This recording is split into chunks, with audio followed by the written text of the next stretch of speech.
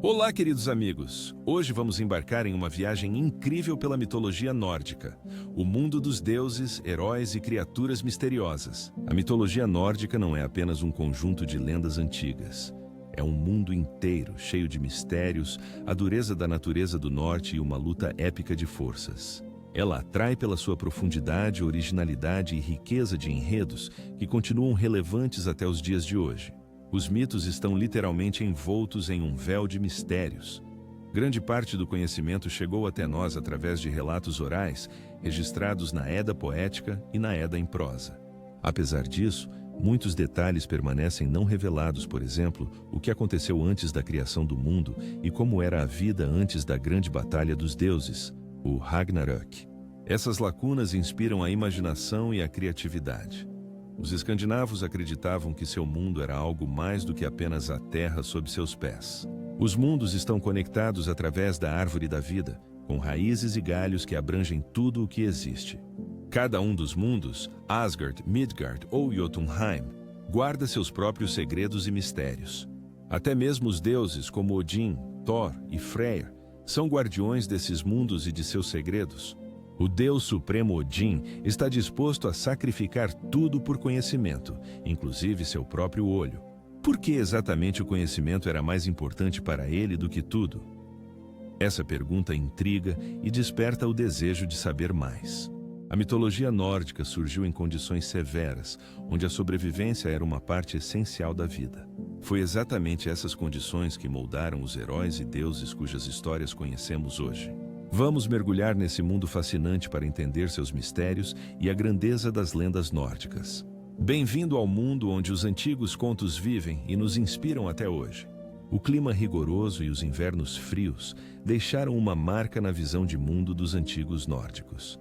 Seus mitos nascem da luta contra a natureza e os inimigos ao mesmo tempo.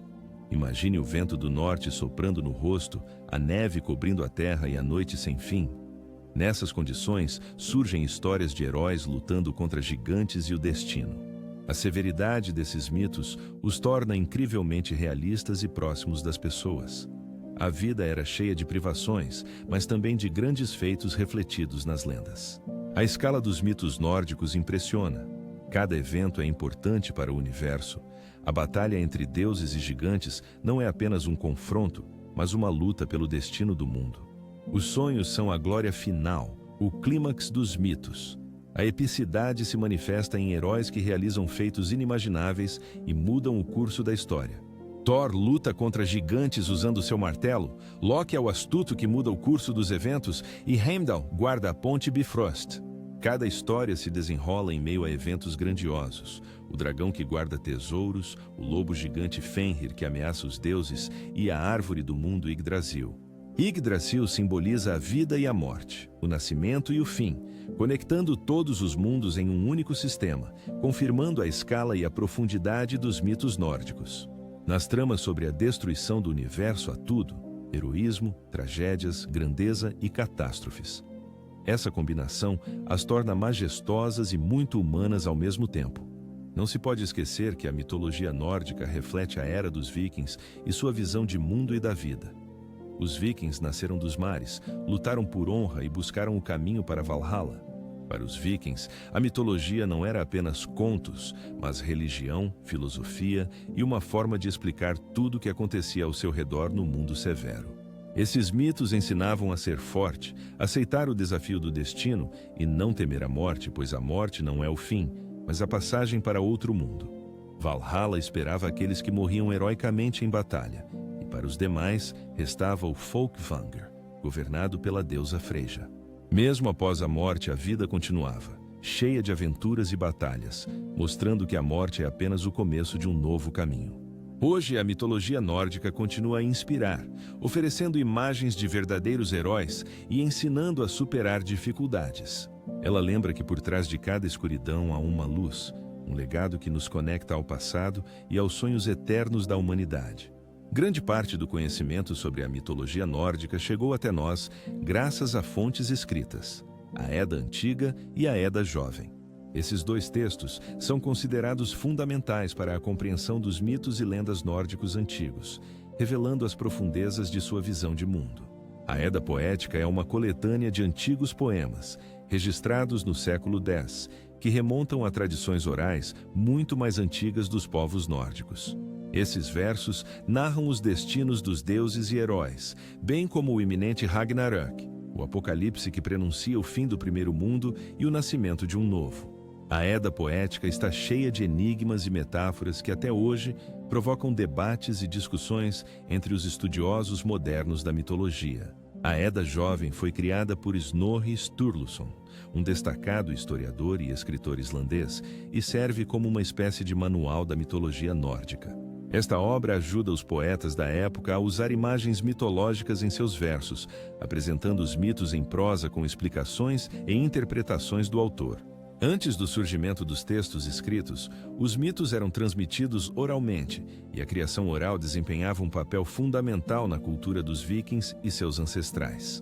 Os vikings não usavam a escrita para registrar lendas, e os poetas-cantores memorizavam e transmitiam as histórias de geração em geração. Esses mestres da palavra não apenas entretinham os ouvintes, mas também desempenhavam uma importante função educativa, cultivando valores de honra, coragem e lealdade. A tradição oral proporcionou flexibilidade aos mitos, permitindo adicionar novos detalhes e adaptar os enredos ao espírito da época. Graças à transmissão oral, muitos mitos foram preservados e chegaram até nós, mesmo após a cristianização da Escandinávia e o desaparecimento das crenças pagãs. A Edda Antiga, a Edda Jovem e a tradição oral juntas criam um mosaico único de conhecimentos sobre os antigos mitos e permitem mergulhar no mundo misterioso da mitologia nórdica. Neste mundo, deuses gigantes e mortais se entrelaçam em uma narrativa épica, cheia de sabedoria e dramatismo, revelando os segredos das antigas lendas. Um dos símbolos mais significativos é a enorme árvore, cujas raízes alcançam o mundo dos mortos e os galhos chegam ao céu. Esta é a Yggdrasil, o eixo do cosmos. Yggdrasil conecta os 9 mundos, criando fios invisíveis que unem deuses, gigantes e mortais, formando um universo coeso. Os galhos superiores da árvore se estendem até Asgard, o mundo dos Aesir, deuses majestosos que vivem em palácios dourados entre as nuvens, onde fica Valhalla. Valhalla é um enorme salão onde os guerreiros caídos desfrutam de banquetes, preparando-se para a batalha final do Ragnarök, o grande apocalipse. Abaixo está Vanaheim, a casa dos Vanir, deuses da fertilidade, magia e natureza, onde vastas áreas verdes e magia se fundem em harmonia. Vanaheim, um lugar de harmonia com a terra, onde os ciclos naturais e a magia formam a base da existência e prosperidade. Em seguida, vem Midgard, o mundo dos humanos, cercado por um oceano infinito, no qual circula a gigantesca serpente Jormungandr, guardiã de suas fronteiras. Midgard é o centro dos acontecimentos, onde os destinos dos deuses e dos mortais se cruzam, e ao redor fervilham histórias dramáticas e lendas. A vida é cheia de luta, mas é nessa luta que nasce a força do espírito. Ao leste estende-se Jotunheim, a terra dos gigantes com clima rigoroso e montanhas majestosas. Em Jotunheim, a natureza é indomável e os gigantes são seres poderosos, simbolizando o caos e a destruição, mas sua presença é importante para manter o equilíbrio do mundo. Em seguida vem Alfheim, um lugar onde a magia se entrelaça com a luz. Este mundo é cheio de arte, beleza e sabedoria, criadas por seus habitantes. O mundo de Alfheim é preenchido por uma energia misteriosa, e a ajuda de seus habitantes frequentemente se mostra decisiva na luta entre deuses e mortais pelo destino dos mundos. Em oposição a eles existem Svartalfheim, os mundos subterrâneos dos elfos sombrios e anões, onde mestres habilidosos criam artefatos mágicos. Entre as criações de Svartalfheim estão o martelo de Thor, Mjolnir, e a lança de Odin, Gungnir, cuja influência é invisível, mas concede aos deuses enorme força e poder. Ainda mais abaixo está Niflheim, o mundo do gelo, nevoeiros e frio eterno, que cria o caos primordial com sua severa natureza. Sua respiração fria lembra como a vida é frágil e preciosa neste mundo, onde reinam os elementos e os gelos eternos. Em frente a Niflheim está Muspelheim, o reino do fogo, onde reina a chama eterna e a deusa Hel, metade bela, metade desfigurada. Muspelheim É um reino silencioso e sombrio, não maligno, onde as almas encontram paz, tornando-se parte do grande ciclo da vida e da morte. Todos esses mundos estão ligados por caminhos invisíveis, raízes e ramos, entrelaçando-se e influenciando-se mutuamente numa dança cósmica infinita. Na mitologia nórdica, o eterno entrelaçamento da ordem e do caos, da luz e da escuridão, cria uma dinâmica viva e profunda, tornando-a verdadeiramente única e poderosa.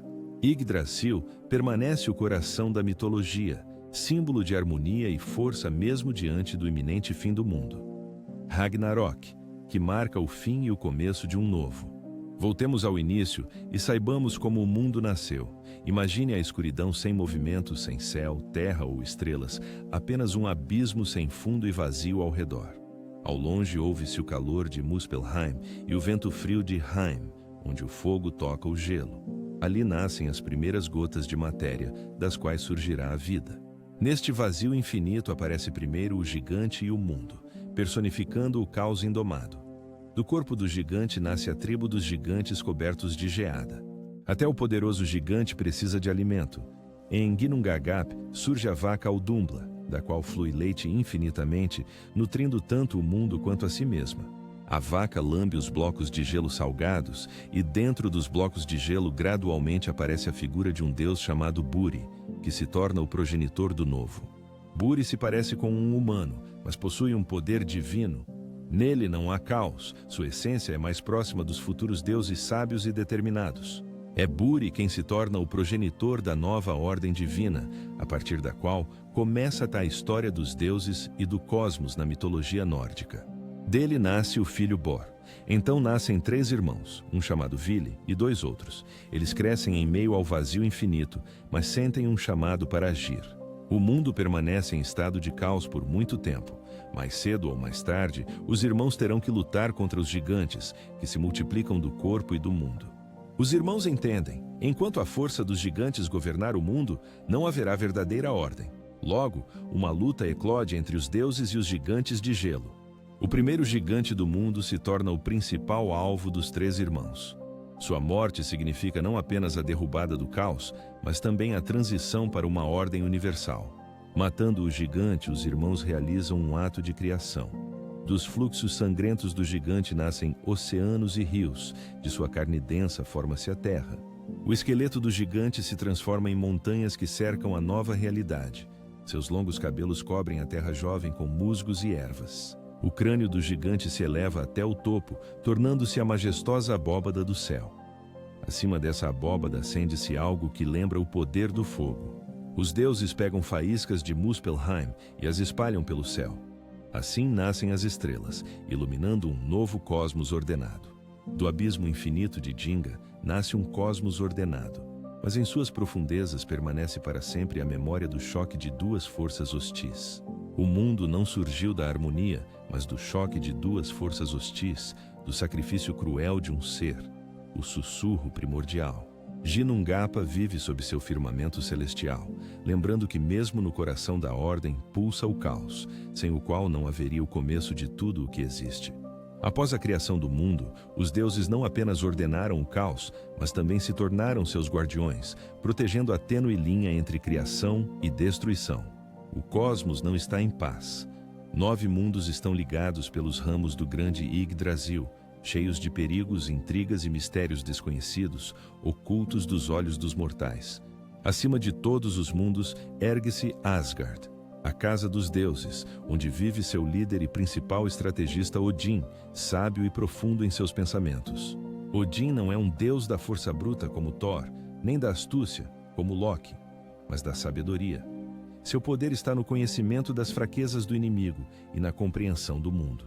A sede de conhecimento e a compreensão dos mecanismos ocultos do cosmos tornam-se o principal objetivo de Odin, impulsionando suas ações e decisões. Mas tudo no mundo tem um preço. A lenda diz que um dia Odin ouviu falar do Poço de Mimir, a fonte da sabedoria mais antiga. O Poço de Mimir estava nas raízes de Yggdrasil, suas águas refletiam o presente e o futuro, e o guardião era o gigante Mimir com uma incrível perspicácia.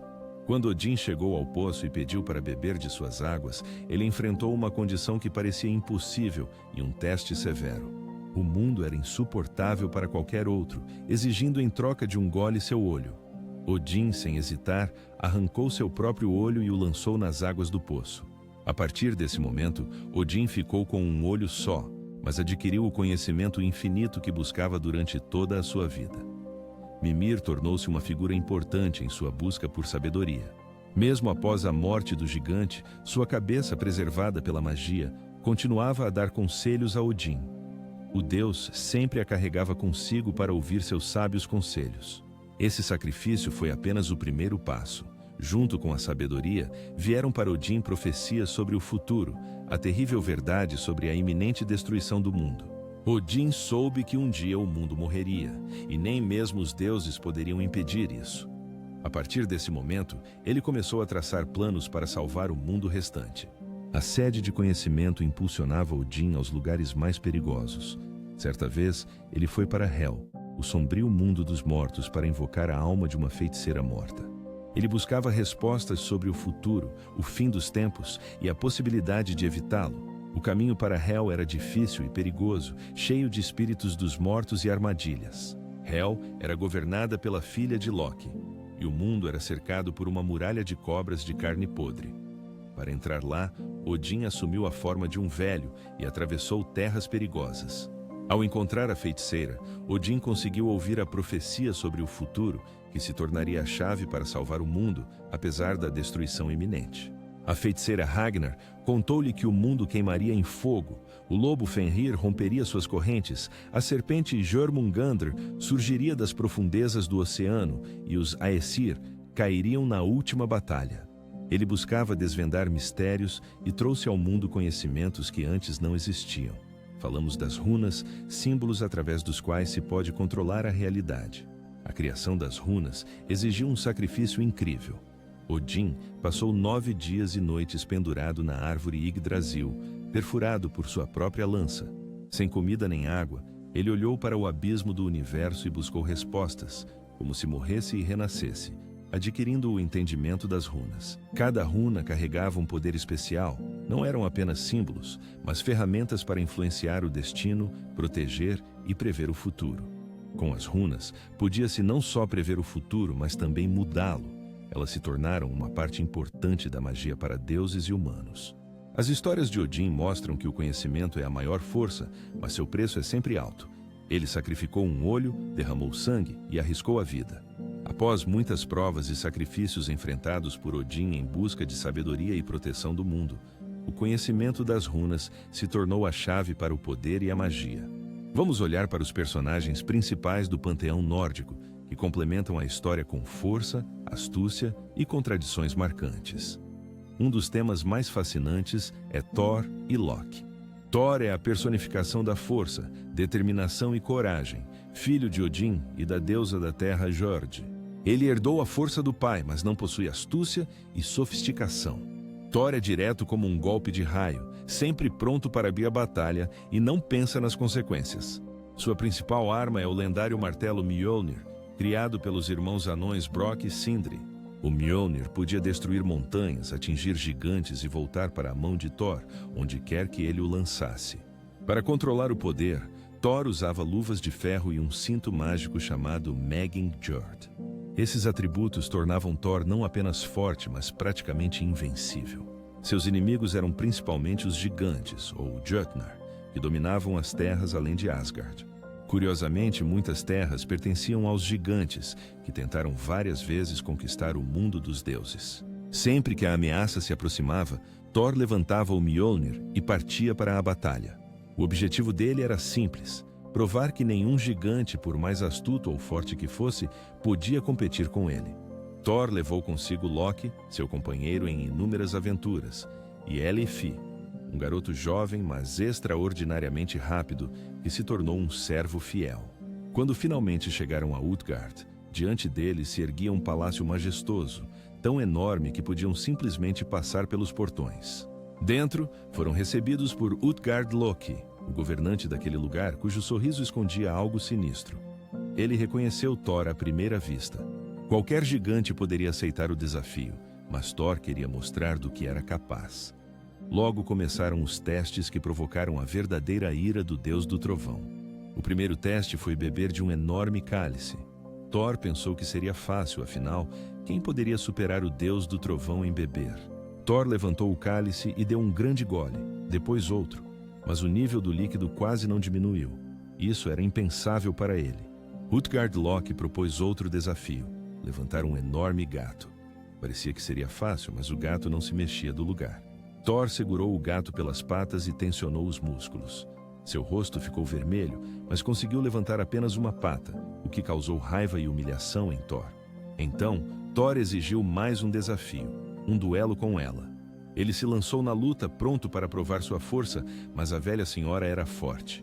Thor esforçou-se ao máximo para mover ela, mas ela estava firme, como se estivesse enraizada no chão. Em um momento ele estava de joelhos. Ninguém podia acreditar no que estava acontecendo.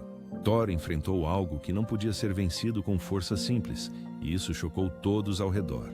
No dia seguinte, quando estavam prestes a deixar Utgard, todos os eventos daquele teste continuavam na memória de Thor. Os registros revelaram a Thor a verdade. Cada prova não era o que parecia. O destino estava ligado ao oceano, o gato ao dragão mundial e a velha à própria velhice. Thor estava de pé, segurando o martelo, pronto para destruir tudo ao redor. Mas Utgard, Loki e seu palácio desapareceram, deixando-o em uma planície vazia sem apoio ou proteção. Essa jornada foi para Thor um lembrete. Até mesmo a força tem seus limites. Quando a noiva chegou ao reino do gigante, todos esperavam o desfecho. A tensão crescia. Thor estava pronto para agir, apesar da vergonha e do desafio. Thor organizou um banquete em Roma, fingindo ser Freyja, comeu por 3 e surpreendeu os gigantes. Loki justificava isso dizendo que Freyja não comia há vários dias devido à ansiedade antes do casamento. Quando Thrym decidiu entregar Mjolnir como símbolo do casamento, Thor agarrou o martelo, arrancou-se para a batalha e destruiu o gigante e sua comitiva com fúria.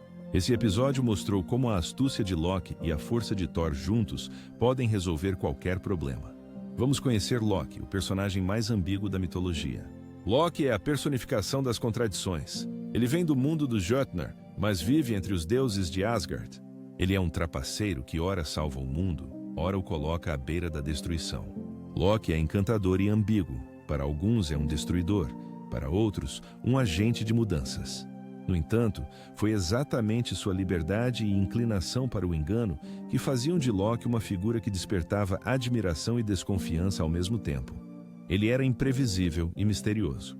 Loki não era apenas um deus, ele era um catalisador de eventos. Onde quer que ele aparecesse, mudanças começavam. Suas transformações surpreendiam, a forma de um pássaro, peixe, mulher ou cavalo. Certa vez, Loki se transformou em uma égua e se tornou mãe de um cavalo, que mais tarde foi presenteado a Odin. Essa história reflete vividamente a natureza dual de Loki e suas habilidades. Loki podia trazer grande benefício, mas frequentemente isso acontecia depois que ele mesmo criava problemas. Suas ações invariavelmente traziam mudanças e consequências. Uma das histórias mais famosas é o sequestro das maçãs de Idun, a deusa das maçãs mágicas que concediam aos deuses de Asgard juventude eterna e força. O gigante exigiu que lhe entregassem parte da carne. Loki, como sempre, decidiu enganar e lançou um desafio audacioso ao gigante, sem entender com quem estava lidando. O gigante agarrou Loki com suas garras e o levantou alto no céu. Em troca da liberdade, o gigante exigiu ajuda para sequestrar Idun e suas maçãs mágicas. De volta a Asgard, Loki elaborou um plano astuto. Ele convenceu Idun a deixar a cidade, contando sobre maçãs ainda mais incríveis do que as dela. Assim que Idun saiu dos limites de Asgard, Yats, na forma de uma águia, a capturou e a levou para seu reino. Sem as maçãs, os deuses começaram a envelhecer rapidamente. Sua pele ficou cheia de rugas, a força diminuiu e Asgard ficou à beira da destruição. Quando os Aesir perceberam o que havia acontecido, exigiram que Loki consertasse a situação, pois só ele podia salvar Idun do cativeiro do gigante. Loki pegou emprestado o manto mágico de falcão da deusa Freya, que permitia voar, e se transformou em falcão para infiltrar-se no reino do gigante. Os deuses, ao verem Loki e o gigante se aproximando, rapidamente acenderam uma enorme fogueira nas muralhas de Asgard para proteger suas terras e deter o inimigo. Quando Taia voou muito perto, ele entrou nas chamas, queimou as asas e caiu no chão. Lá, os Aesir terminaram sua história defendendo Asgard. Dun voltou para Asgard e os deuses recuperaram a juventude e a força. Loki, embora causador dos problemas, conseguiu provar seu valor com agilidade e astúcia. Sua agilidade salvou Asgard, mas somente depois que Loki colocou os deuses à beira do desastre com suas enganações e intrigas. No entanto, o caos de Loki não poderia durar para sempre. Mesmo as enganações mais bem-sucedidas com o tempo, destruíam a confiança dos Aesir nele. Loki, acostumado a ser a figura central, ultrapassou o limite quando ajudou os gigantes a sequestrar Sigyn, esposa de Thor, colocando-se definitivamente fora da lei. Loki continuou a desempenhar seu papel como se não percebesse que seus dias em Asgard estavam contados e seu destino selado. Essa figura complexa, herói e traidor, salvador e destruidor, simboliza a essência dos mitos e a dualidade do mundo. Loki lembra que o mundo nunca é preto e branco, cada situação tem muitas facetas e a mudança é a única constante na vida. Agora vamos falar sobre como as grandes forças do mundo, os Aesir e os Vanir, inicialmente lutaram pelo controle do universo, depois encontraram uma maneira de viver juntos, coexistindo simultaneamente, mas permanecendo completamente diferentes por natureza. Os Aesir, habitantes de Asgard, simbolizavam força, bravura guerreira e ordem. Sua busca pelo poder os elevava acima dos outros mundos, tornando-os governantes poderosos. Os Vanir, por outro lado, estavam mais ligados à terra. Sua casa, Vanaheim, era o lugar onde eles governavam a fertilidade, a magia e as forças da natureza, personificando a ordem natural. Parecia que cada clã poderia governar sua própria esfera, mas ambições e orgulho impediam que vivessem juntos, o que levou a conflitos e inimizades entre Aesir e Vanir. Tudo começou com a deusa Gul, que veio a Asgard vindo de Vanaheim. Ela era incomum. Seu corpo brilhava em ouro e sua voz encantava todos ao redor. Gul trazia conhecimentos mágicos e falava sobre as riquezas que os Aesir poderiam obter ao cooperar com os Vanir. No entanto, sua ganância por ouro e desejo de influência irritavam os Aesir. Especialmente um dos Aesir considerou Gul uma ameaça e tentou se livrar dela. Gul foi capturada e queimada na fogueira, mas seu espírito não deixou este mundo. Das cinzas, Gul ressurgia repetidamente. Ela voltou à vida 3 vezes, o que para Vanaheim foi uma ofensa equivalente a uma declaração de guerra. Quando os rumores sobre a morte de Gul chegaram a Vanaheim, os primeiros confrontos começaram. Os Vanir acharam que os Aesir haviam sido cruéis e declararam guerra contra eles. Aesir e Vanir mostraram arrogância e desrespeito, decidindo provar sua força através da guerra. Suas batalhas se diferenciavam das humanas por sua magia e pela destruição da terra sob os pés dos inimigos. A magia fazia as armas dos Ais quebrarem nas mãos e suas fileiras ordenadas se dispersavam. Os Ais respondiam com força inflexível e disciplina militar rigorosa, não cedendo ao inimigo.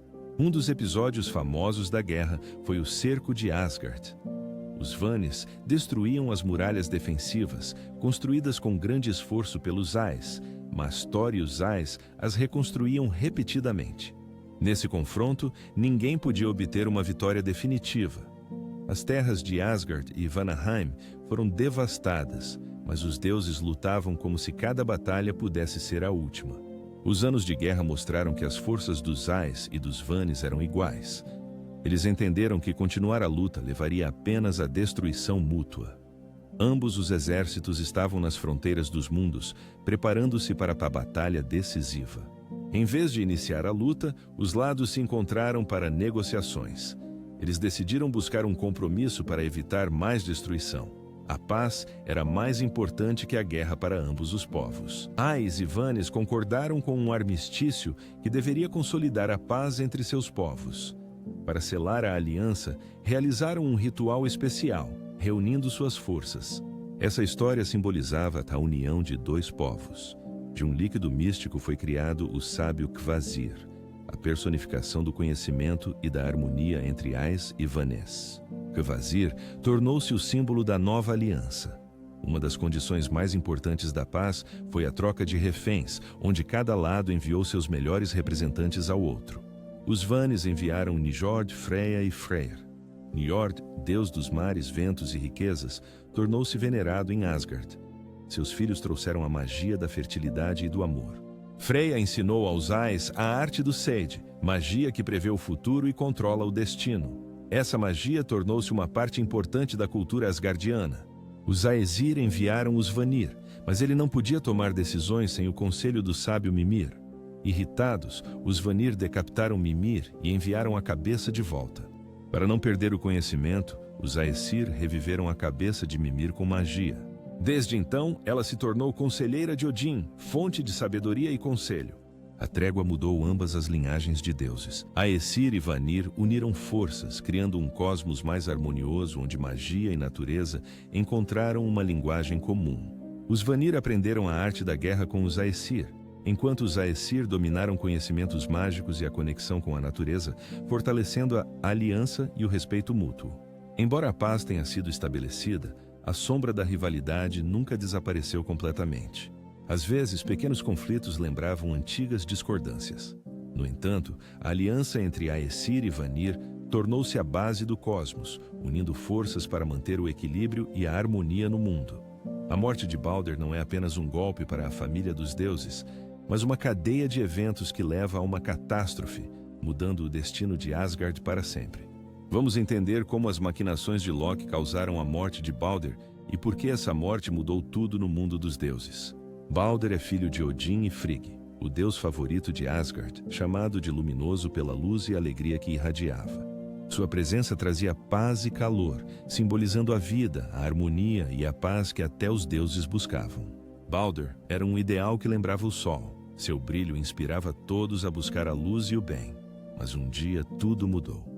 Balder começou a ter sonhos sobre sua própria morte, que eram visões do destino, não apenas sonhos. Ele contou à mãe Frigg sobre seus sonhos, e ela ficou aterrorizada, entendendo que a morte do filho destruiria o equilíbrio do mundo. Frigg, desesperada para salvar Balder, decidiu tornar sua morte impossível, percorrendo o mundo e pedindo promessas. O mundo exigiu que todas as criaturas, plantas e objetos jurassem nunca causar mal a Balder.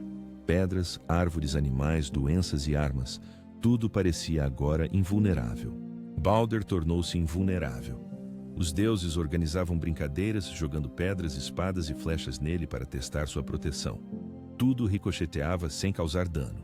Mas Frigg esqueceu de um pequeno arbusto discreto de visco que considerou insignificante demais para exigir um juramento dele. O visco ficou sem proteção. Loki não podia ficar de fora. Sua malícia e amor pelo caos cercavam Balder, e ele viu uma chance de semear a destruição. Ao saber do visco por Frigg, Loki elaborou um plano. Assumindo a forma de uma velha, Loki foi até Frigg e falou com ela, sabendo que ela poderia matar o deus da luz. Ele preparou tudo para a festa dos Aesir.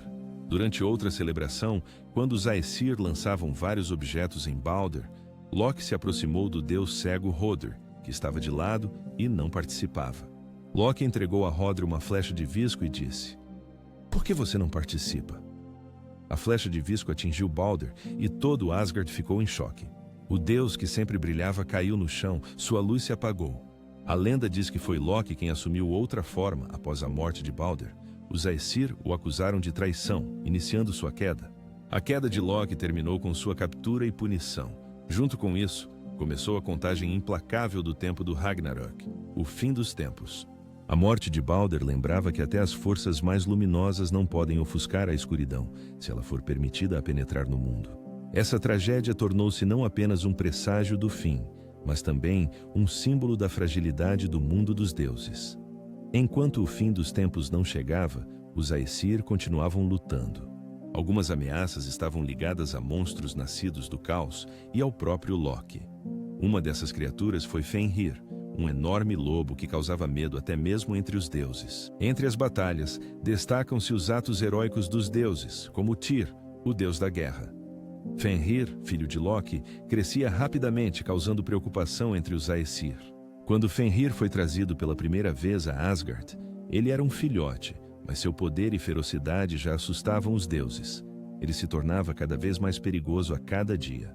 Os Aesir entendiam que um dia Fenrir poderia destruir tudo o que eles haviam construído. Um deles, Odin, recebeu uma profecia sobre o papel crucial do lobo no Ragnarök. A profecia dizia que Fenrir mataria o próprio Odin. Isso fez os Aesir buscarem uma maneira de deter o lobo antes que ele se tornasse forte demais e destruísse tudo.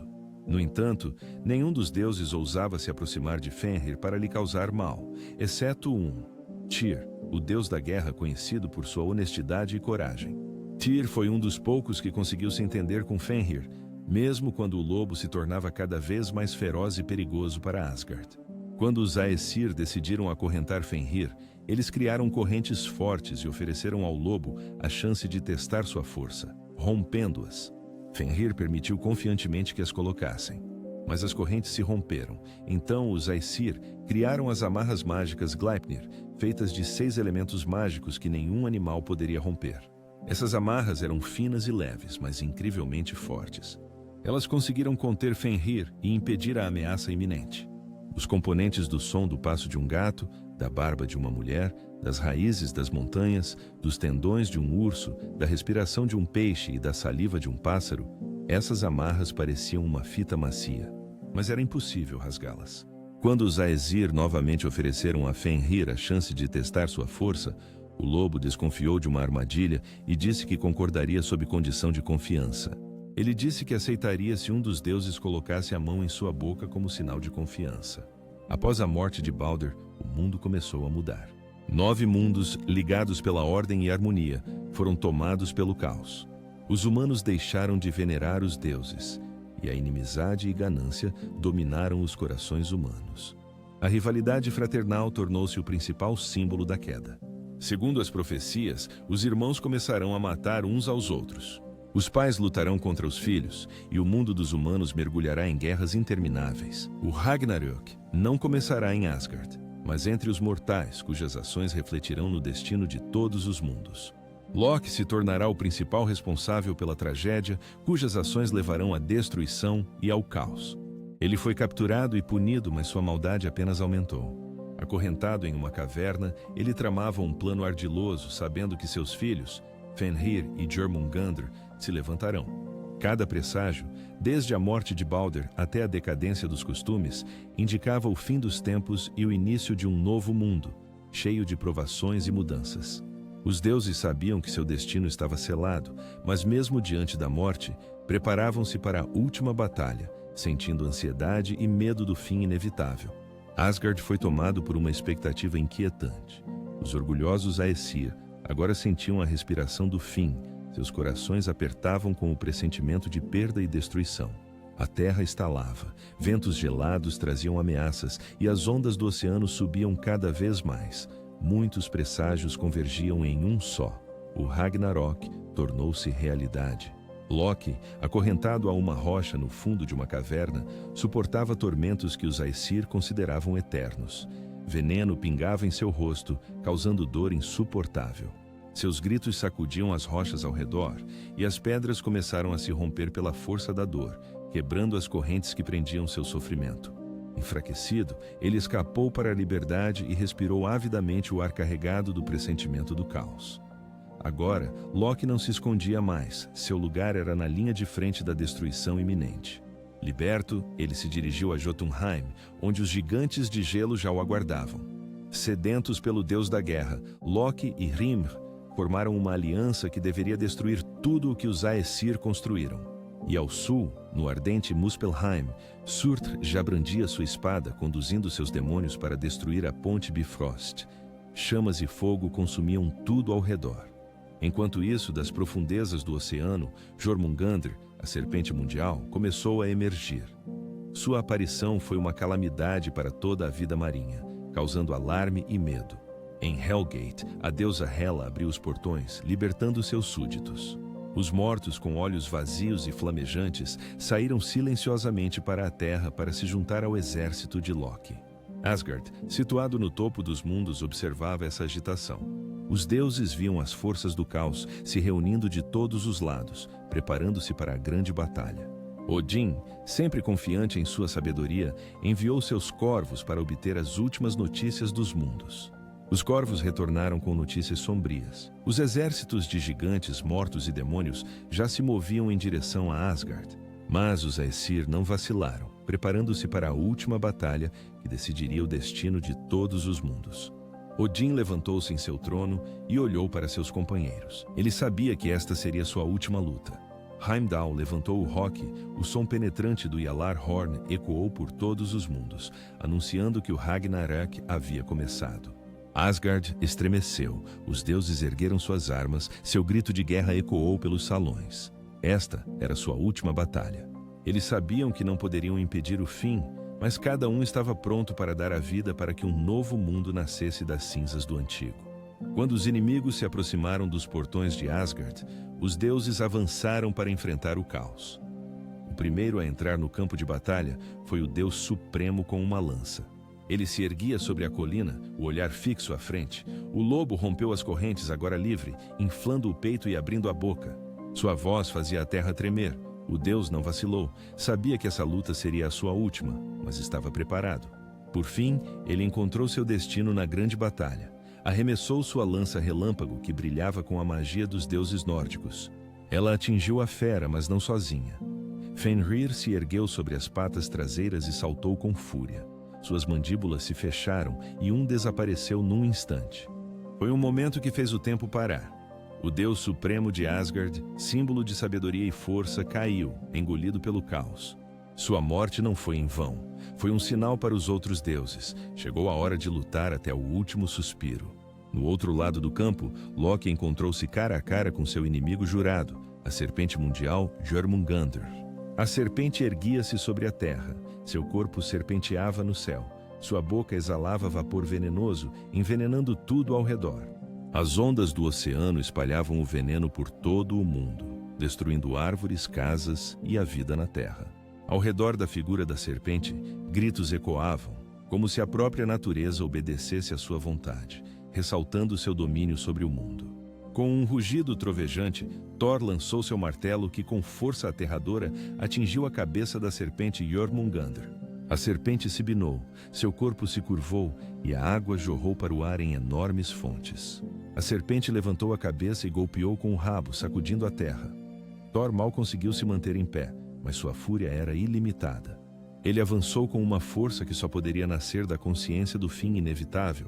Mjolnir caiu repetidamente sobre o inimigo, liberando as últimas gotas de veneno, mas isso não foi... A vitória de Thor estava a apenas 9 passos. O veneno penetrava no corpo do deus do trovão. Ele caiu de joelhos, a respiração ficou pesada, o martelo caiu da mão. O deus do trovão morreu, mas seu sacrifício salvou o mundo do caos venenoso. Loki, líder do exército do caos, encontrou Heimdall, o defensor de Asgard. Seus olhares se cruzaram no campo de batalha, cheio de fogo, sangue e sombras. Loki sorria, seus olhos ardiam com sede de vingança. Heimdall estava com o chifre Gjallarhorn em uma mão e a espada na outra, como uma parede inabalável. Sem palavras desnecessárias, eles avançaram um contra o outro. Loki, rápido e astuto, desviava dos golpes de Heimdall. Seus golpes eram precisos, sua força inabalável. No final, ambos infligiram feridas mortais um ao outro. Surt, o gigante de fogo, apareceu e levantou sua espada flamejante, pronto para desferir o golpe mortal na árvore. As chamas envolveram os galhos, espalhando-se rapidamente por todos os mundos. Junto com o fogo, as pontes queimaram, rachando e desabando sob o ataque das chamas. Estrelas caíam do céu, a terra rachava, mergulhando toda a vida no abismo. Este foi o fim do Ragnarök, o término da Era dos Deuses e a destruição dos mundos. Das cinzas do velho mundo começou a crescer um novo. Era o fim de uma era, mas não o fim de tudo. Mesmo no caos, há espaço para o renascimento. As chamas se acalmaram, a terra dilacerada pela guerra ainda exalava fumaça. O rugido da batalha não ecoava mais nos céus, um silêncio temporário chegou. As ondas de fúria de Jormungandr diminuíam gradualmente, o ar envenenado lentamente se purificava. Ruínas da Indomada, pronta para renascer Asgard. Vale, outro filho de Odin, também sobreviveu. Ele foi aquele que nasceu por minha causa, por Balder. Mas agora um destino diferente aguardava, criar um novo mundo. O mais surpreendente foi o retorno do próprio Balder. Seu espírito não desapareceu nem permaneceu nos salões frios de Helheim. Quando a batalha terminou, quando todos os 9 mundos estremeceram no suspiro final, Balder retornou do reino dos mortos. Agora Balder, outrora caído pelas artimanhas de Loki, deveria se tornar o novo governante do mundo renascido. Mas e quanto aos humanos? Eles também não faziam parte dessa história? Escondidos profundamente nas raízes de Yggdrasil, duas pessoas chamadas Lif e Lifthrasir sobreviveram. Eles não foram tocados pelo fogo de Surtr e Jormungandr. Juntos eles criarão algo novo, melhor do que o passado. Neste mundo não há lugar para o caos de Loki, a sede de poder de Odin e as tempestades destrutivas de Thor. É um mundo onde a ordem e a natureza coexistem em harmonia. Mas na base permanece a marca do passado, a memória do Ragnarök, que nem mesmo os deuses são eternos. O novo mundo é melhor, mas um dia o fim pode voltar a chegar. O sol brilha, as folhas crescem nos galhos, a vida tem uma chance. Isso é o mais importante. As histórias sobre deuses, heróis e profecias não desapareceram com a nova era. Após a queda de Asgard, suas imagens vivem em mitos, livros e filmes. Os antigos Skalds contavam essas histórias ao redor do fogo. Agora elas passaram para a cultura moderna, tornando-se parte de quadrinhos, filmes e jogos. Essas histórias moldaram a atitude dos vikings em relação à vida. Eles não temiam a morte, acreditando que cair com a espada na mão levava ao Valhalla, um lugar de honra e glória eterna. Os vikings acreditavam que mesmo que o Ragnarök chegasse, era preciso lutar até o fim. Esse espírito e filosofia vivem nos códigos de honra e na ética militar até hoje. A arte moderna reflete a aceitação da inevitabilidade das mudanças. Os mitos não são apenas histórias do passado, eles moldam o presente e inspiram milhões ao redor do mundo. Além dos deuses, na história ficaram heróis cujos nomes se tornaram parte de um grande épico. Um dos mais famosos é Ragnar Brok, que se tornou realidade na história dos vikings. Vamos conhecê-lo melhor para entender como seus feitos e vida influenciaram a cultura e a mitologia, deixando uma marca indelével na história. Com sua história, ele era um homem, mas seu nome soava como se tivesse saído de um mito. Seus feitos foram tão grandiosos que é difícil distinguir história de lenda. Ele foi pirata, conquistador, governante e marido de mulheres poderosas. Seus filhos glorificados tornaram-se heróis, e sua vida foi uma ponte entre lendas e realidade. Sua morte foi tão simbólica que é difícil acreditar que tenha sido por acaso. Os escaldos cantavam que ele era descendente de Odin, talvez uma bela metáfora. Seu destino seguia o caminho mitológico do herói, do rei que viveu numa era de mudanças. Ele não conhecia descanso, sua espada buscava nova batalha e novas terras. Lodbrok não é um sobrenome, mas um apelido que significa calças de couro. As lendas dizem que ele usava calças de couro embebidas em breu para se proteger das cobras. Talvez tenha sido uma tentativa de criar um nome que desliza de século em século. Ele se tornou famoso por suas incursões na França, Inglaterra e Irlanda. Ninguém se sentia seguro se sua luta aparecesse no horizonte. Suas expedições mais famosas estão ligadas a Paris e à Inglaterra. Ragnar não era apenas um guerreiro, mas também um estrategista, um homem que sabia sair de qualquer situação. Até os franceses respeitavam sua inteligência e força. Os vikings se consideravam invencíveis, e ninguém esperava que alguém ousasse atacar a Grande Paris. Mas em 1845, a frota de Ragnar chegou às muralhas da cidade. Ragnar dividiu suas forças, causando caos entre os defensores, e então sitiou a cidade exigindo um enorme resgate. O rei ficou assustado e concordou em pagar uma quantia equivalente ao preço de um reino inteiro. Com isso, nossa palestra chega ao fim. Fizemos uma jornada desde os mitos sobre os grandes deuses de Asgard até os lendários vikings, como Ragnar Lodbrok. Vimos como a lenda dos vikings surgiu e sua resistência heróica, que ficou para sempre na história e na memória dos povos. O mundo e sua queda durante o Ragnarök, um mito antigo que moldou a visão de mundo das pessoas e sua compreensão do fim e do início de um novo ciclo. Esses mitos não apenas contavam eventos do passado, mas também influenciaram a cultura, a arte e as crenças, permanecendo vivos até hoje. Obrigado por embarcar nesta jornada comigo, explorando as profundezas das antigas lendas e seu significado para a alma humana e a história. Espero que esta palestra tenha sido interessante e instrutiva para vocês, talvez até inspirando a olhar para os velhos contos de uma nova maneira. Até a próxima, e que os deuses estejam sempre favoráveis a vocês, protegendo e guiando no seu caminho de vida.